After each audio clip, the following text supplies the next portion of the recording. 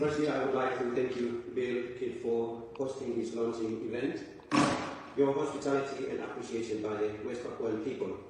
Berikut ini adalah terjemahan dari pidato Presiden ULMWP Benny Wenda di Parlemen Skotlandia pada tanggal 9 Mei tahun 2024. Benny Wenda telah meminta Skotlandia untuk mendukung dan mendesak PBB agar turun ke West Papua. Dalam pertemuan tersebut Wenda juga memaparkan visi negara hijau Papua Barat yang merdeka. Berikut ini ulasan pidato Benny Wenda di Skotlandia pada tanggal 9 Mei tahun 2024. Bunyi pidato Benny Wenda di Skotlandia sebagai berikut. Pertama-tama, saya Benny Wenda ingin mengucapkan terima kasih kepada Bill Kidd yang telah menjadi tuan rumah acara peluncuran ini. Keramahan Anda dihargai oleh masyarakat Papua Barat. Masyarakat dari 7 wilayah di Papua Barat berkumpul untuk mendukung pertemuan ini. Jika Skotlandia berdiri di belakang kami dalam perjuangan ini untuk menentukan nasib sendiri, maka tidak akan dilupakan ketika Papua sudah bebas dan merdeka.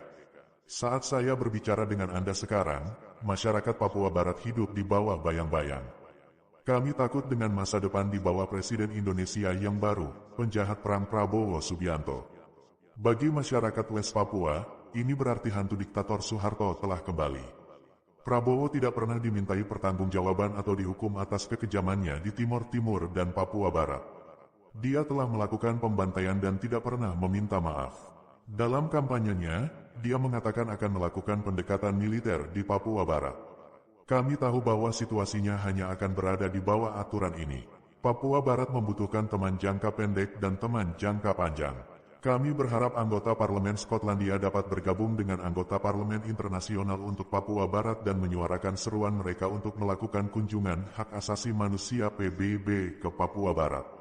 Kami telah lama terisolasi dan bersuara dan kami membutuhkan pendukung untuk berbicara mewakili kami.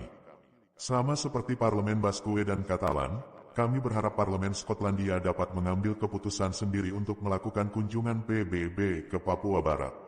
Kami terakhir mengadakan pertemuan di Parlemen Skotlandia pada tahun 2010, dan saya juga datang ke Glasgow pada tahun 2014 untuk menyaksikan referendum kemerdekaan. Meskipun terdapat perbedaan pendapat yang kuat di antara masyarakat Skotlandia, referendum ini merupakan contoh cemerlang dari demokrasi sejati dan penentuan nasib sendiri. Tidak ada kekerasan, tidak ada seorang pun yang dipaksa untuk memilih satu arah. Tidak ada yang diancam. Saya melihat referendum ini sebagai secercah harapan yang diperjuangkan rakyat saya. Indonesia mengklaim bahwa Papua Barat melepaskan kedaulatannya pada tahun 1969 melalui Act of Free Choice, yang oleh orang Papua disebut sebagai Act of No Choice. Ini bohong. Act of No Choice adalah sebuah penipuan. Indonesia memilih sendiri 1026 warga Papua Barat dan memaksa mereka untuk memilih menentang kemerdekaan atas nama lebih dari 800.000 orang. Mereka diancam akan dibunuh, lidahnya akan dipotong, dan dijatuhkan dari helikopter ke desa mereka jika menolak. Bahkan pejabat PBB yang mengawasi Act of No Choice mengatakan bahwa tindakan tersebut merupakan upaya menutupi kesalahan. Papua Barat tidak pernah menggunakan haknya untuk menentukan nasib sendiri. Sebaliknya, kami telah mengalami pendudukan militer selama 60 tahun. Sejak itu, lebih dari 500.000 warga Papua Barat telah terbunuh. Ini adalah genosida yang tersembunyi. Papua Barat juga butuh teman karena Indonesia telah menutup tanah kita dari dunia luar. Selama 60 tahun, jurnalis dilarang melihat apa yang sebenarnya terjadi dengan mata kepala mereka sendiri. BBC, France 24, ABC, semuanya dilarang. Indonesia juga melarang LSM dan pekerja bantuan membantu warga Papua Barat. Namun yang paling gila adalah Indonesia melarang PBB saat duduk di Dewan Hak Asasi Manusia PBB. Sudah 6 tahun sejak Indonesia pertama kali mengundang Komisaris Tinggi Hak Asasi Manusia PBB untuk mengunjungi Papua Barat. Lebih dari 100 negara telah menuntut kunjungan PBB, termasuk Forum Kepulauan Pasifik, Organisasi Negara-Negara Afrika, Karibia dan Pasifik, dan Komisi Eropa. Namun Indonesia tetap menolak. Sejak itu, lebih dari 100.000 orang mengungsi dari rumah mereka. Mereka adalah pengungsi di tanah mereka sendiri. Lebih dari 75.000 warga Papua Barat masih mengungsi hingga saat ini. Mereka hidup di hutan, tanpa persediaan air, makanan, dan obat-obatan yang memadai. Di Papua Barat, ada dua kejahatan, genosida dan ekosida. Sama seperti Indonesia yang membunuh kita, mereka juga membunuh hutan kita, meracuni sungai-sungai kita, dan menghancurkan gunung-gunung kita. Indonesia sudah mengoperasikan tambang Freeport, tambang emas terbesar di dunia. Tambang tersebut telah menghancurkan tanah leluhur masyarakat Amume dan meracuni sungai Ajwa. Kini sedang dibangun tambang emas baru berukuran besar seukuran Jakarta yang diberi nama Blok Wabu. Sejak tahun 2018, juga memperluas ladang gas tangguh. Satu ladang gas di Papua Barat kini akan menyediakan 35% gas Indonesia. Inilah aksi kolonialisme modern. Papua Barat siap mengatur urusannya sendiri. Melalui ULMWP kami memiliki struktur pemerintahan sendiri. Kami memiliki konstitusi, kabinet, dan struktur pemerintahan kami dengan 7 eksekutif regional. Kita telah menyelenggarakan Kongres Demokratis pertama kita tahun lalu, di mana rakyat memutuskan pemimpin mereka sendiri. Melalui resolusi Kongres kami mempunyai mandat penuh untuk agenda kami.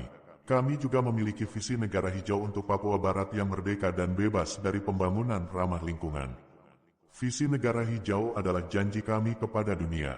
Hutan hujan Papua Barat adalah paru-paru dunia, hutan hujan terbesar ketiga di dunia, setelah Amazon dan Kongo.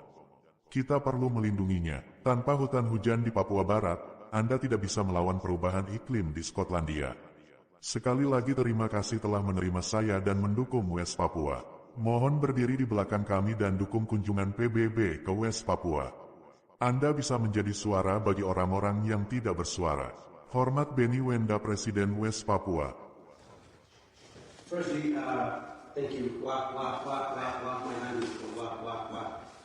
Firstly, I would like to thank you, Bill Kidd, for hosting this launching event. Your hospitality and appreciation by the West Papuan people standing behind us in our struggle for self-determination will not be forgotten when we are free. As I speak to you now, West Papua are living under the saddle. We are scared of the future under new Indonesian president, the war criminal Prabowo Subianto. For free West Papua, this means that ghost of the dictator Suharto is back. Prabowo has never been held accountable or punished for his atrocity in East Timor and West Papua. He has committed massacre and never apologized in his campaign. In his campaign, he said that he will pursue a military approach in West Papua. We know that the situation will only get worse this road. West Papua needs short-term friends and long-term friends. We hope that Scottish Parliament can join the International Parliamentarian for West Papua and add their voice the growing cry for a UN human rights visit to West Papua. We have been isolated and voiced for a long time, and we need support to speak for us, just like the Basque Country and Catalan Parliament, and we hope that Scottish Parliament can make their own call for UN visit to West Papua. We last held a meeting in Scottish Parliament in 2010, and I also came to Glasgow in 2014 to witness the independent referendum, even though there were stronger differences between Scottish people and the referendum was signing the example of true democracy and self-determination. There was no violence, no one was forced to vote one way, no one was threatened. I saw this referendum as a beacon of hope that my people are fighting for. The Indonesia claimed that West Papua let go of its sovereignty in 1969, which act of free choice, what Papuans call act of no choice. This is a lie. The act of no choice was fraud. Indonesia handpicked 1,026 West Papuans and forced them to vote against independence on behalf of over 800,000. They were threatened with death, with having their tongue cut out and dropped from the helicopter onto their villages if they refused. Even UN officials who oversaw the act of no choice said it was whitewash. West Papua has never exercised its right to self-determination. Instead, we suffer 60 years military occupation. Since then, over 500,000 West Papuans have been killed. This is the hidden genocide. West Papua also needs friends because Indonesia has closed our land to the outside world. For 60 years, journalists have been barred from the scene. What is really happening in West Papua, their own eyes. The BBC, France 24, ABC, they are all banned. Indonesia all banned the NGO, just like North Korea. A worker from assisting West Papuans. But most crazy of all is that Indonesians banned the UN while sitting on the UN Human Rights Council. It has been 6 years since Indonesia press invited the UN High Commissioner for Human Rights to visit West Papua. More than 100 countries have demanded the UN visit, including Pacific Island Forum and Organization of African, Caribbean and Pacific States, the European Commission. But Indonesia continues to refuse. Since then, over 100,000 people have been displaced from their home. They are refugees in their own land. Over 75,000 West Papua remain displaced this day in places called Intan Jaya, Puncak Jaya, Duga, Mai Barat, and Oksibil. They are living in the bush without adequate supply for water, food, and medicine. In West Papua, the two crimes, genocide and ecocide, just like Indonesia killed us, they also kill our forests, poison our rivers, destroy our mountains. Indonesia already operates the Freeport mine, the biggest gold mine in the entire world.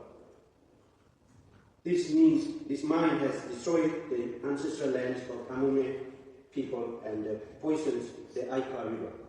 Now, huge new gold mine size of Jakarta is being built, called Wabu Block. Since 2018, BP has also expanded the Tangguh gas field. One gas field in West Papua will now provide 35% of Indonesia gas. This is modern day of colonialism in actions. West Papua ready to govern its own affairs. Through the UNWP, we have our own governance structure. We have our constitution, our cabinet, and our 7 regional executives. We have held our first congress last year, where the people decide their own leaders. We also have a green state vision for independent West Papua, free from Indonesia genocidal development. The green state vision is our promise to the world that West Papua rainforest is the lung of the world. The third largest rainforest on the earth after Amazon, the Congo. We need to protect it. Without our rainforest in West Papua, you cannot fight climate change in Scotland or anywhere else in the world. Thank you again for hosting me and for support West Papua. Please stand behind, support UN High Commissioner visit. You can be a voice of the voiceless people in West Papua. Friends, before continuing, please support, like and comment on this video, and don't forget to subscribe to this YouTube channel. God bless us all.